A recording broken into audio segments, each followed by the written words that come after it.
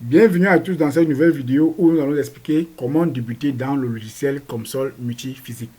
On a reçu plusieurs commentaires des différents internautes ou des différents abonnés de cette chaîne se plaignant que comment puis modéliser le bâtiment et autres dans le logiciel COMSOL. Comment débuter, comment s'y prendre, comment s'effectuent les différents paramètres et autres. Nous sommes déjà dans le logiciel COMSOL multiphysique où nous pouvons voir l'image ici. On a assistance de modélisation comme premier élément. On a modèle vierge comme deuxième élément. Le premier élément qui est assistance de modélisation est déjà un modèle prédéfini où nous allons cliquer dessus. Nous cliquons sur assistance de modélisation. On va sélectionner ici l'espace de modélisation. L'espace de modélisation qui veut dire la dimension que nous allons utiliser. Vous voulez modéliser votre figure à 3D, vous cliquez sur 3D. Vous voulez modéliser en 2D, vous modélisez en 2D. Ici, ce modèle, nous prenons par exemple un au hasard, on va modéliser en 3D. Ici, ce modèle se passe comment? Quand vous cliquez sur ce modèle, vous définissez les différentes physiques à utiliser au départ.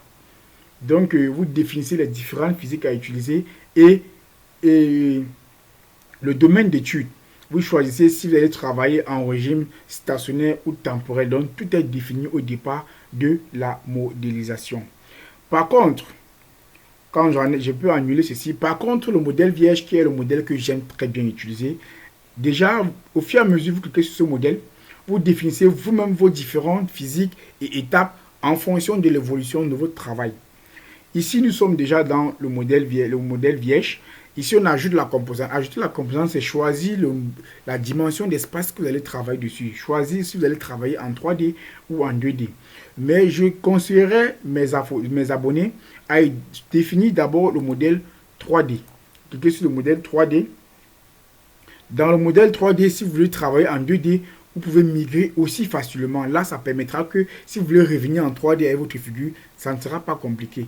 Donc, je vais essayer de vous expliquer comment ça va se faire et comment utiliser plusieurs éléments dans le logiciel COMSOL pour vous faciliter la tâche. C'est aussi simple que ça. On a déjà choisi la composante qu'on voulait utiliser. Ça permet l'ouverture de certaines fonctionnalités dans le logiciel COMSOL. Maintenant, pour ceux qui m'ont posé la question à savoir comment quitter de la 3D à la 2D, c'est aussi simple que ça. Vous venez dans le modèle géométrique que voici. Vous venez dans le modèle géométrique que voici. On a cliqué sur le modèle géométrique. Vous venez sur plan de travail. Quand vous cliquez sur plan de travail, ça vous ramène directement, ça vous ramène en 2D. Et en 2D, maintenant, ça dépend du plan. Vous définissez le plan de votre travail.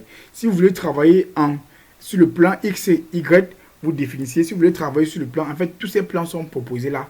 Et c'est à vous de choisir le plan que vous voulez travailler dessus. Maintenant, ici, vous allez dans géométrie. Vous cliquez, vous faites un clic sur géométrie plane pour permettre d'afficher les éléments de la modélisation, les éléments qui vont vous permettre de modéliser en 2D. Parce que tous ces éléments que vous voyez ici à l'image là sont les éléments de la modélisation en 3D. Donc, ne vous contentez pas de ça, parce que ce sont les éléments qui vous permettront de modéliser en 3D. Donc, comme vous avez cliqué pour modéliser en 2D sur plan de travail, vous venez cliquer sur géométrie plane. Quand vous cliquez sur géométrie plane, ça vous ramène directement à l'interface de la modélisation 2D. Donc, comme vous pouvez le lire ici à l'image, tout est détaillé là-dessus. Ici, là, nous avons le plan que nous avons choisi de modéliser là-dessus. C'est affiché là à l'image. Maintenant, ici, nous avons les différents modèles d'éléments qui vont nous permettre de modéliser en 2D déjà choisis. Je vais prendre un cas simple. Je vais modéliser peut-être, supposons, un rectangle en 2D. Je clique là au niveau des rectangles. Je choisis les dimensions. Je vais prendre 0,5 et prenons ici 0,5 aussi. Maintenant, je choisis si je vais centrer mon document ou je vais mettre au coin, mais je préfère centrer mon document. Les coordonnées de base, je vais les laisser comme ça. Je vais construire. Vous voyez, j'ai construit mon rectangle avec comme hauteur. Je vais modifier la hauteur pour que ce soit, parce que ça a l'air d'être un carré. Je vais modifier la hauteur. Non, je vais modifier plutôt la largeur. Je vais mettre à 1. Mettons à 1 plutôt, oui. C'est juste un esquisse, voilà. Vous voyez comment ça a l'air d'un rectangle en 2D. Maintenant, vous pouvez, c'est le même principe. Ici, là, si je vais peut-être dupliquer, je duplique le rectangle. Je modifie juste peut-être les dimensions. Je modifie la hauteur, je mets à 0,2 pour vous montrer comment ça se passe. Oui, vous voyez, j'ai construit. Voilà déjà, voilà un qui est le deuxième bloc. voilà le premier bloc. Si par exemple j'ai choisi le deuxième bloc et que je mets là, vous voyez il y a déjà une différence entre les deux blocs. Donc c'est aussi simple que ça.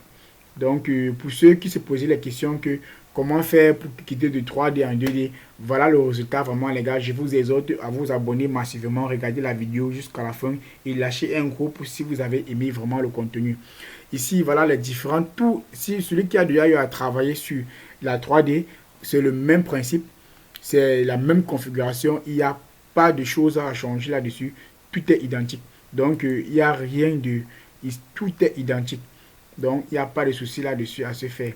Maintenant, si vous voulez rentrer à la 3D, vous cliquez juste sur géométrie, ça vous ramène.